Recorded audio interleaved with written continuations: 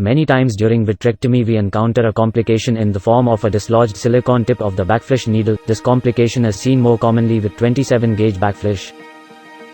This is a patient of proliferative diabetic retinopathy, in whom a dislodged silicon tip was noticed at the end of vitrectomy.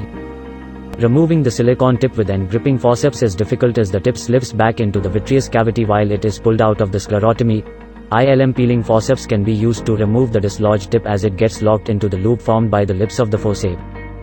At first, the cannula is removed to provide extra space for the tip to come out.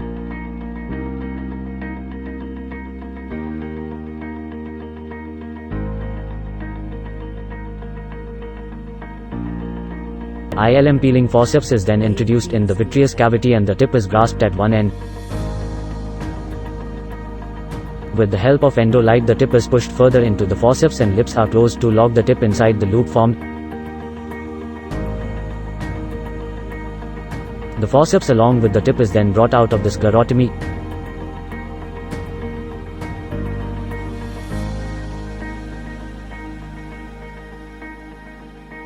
This is another case in which the surgeon tried to remove the tip with gripping forceps, but the tip got stuck while being pulled out of sclerotomy.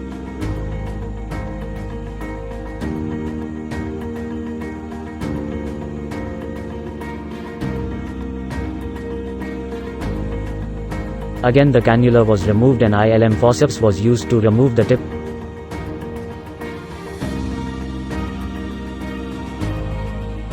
The tip was grasped at one end by the forceps.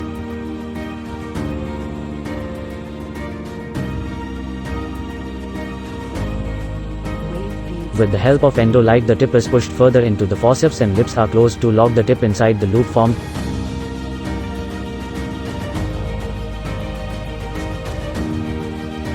The forceps along with the tip is then brought out of the sclerotomy.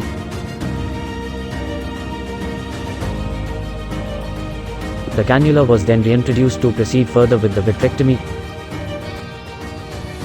This is another case in which the valve of the valve cannula got loose and was dislodged into vitreous.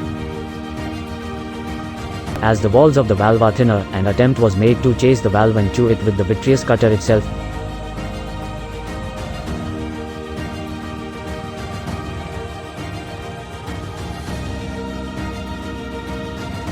Each time as soon as the valve was engaged into the cutter and cutting was initiated, the valve used to fly off from the cutter.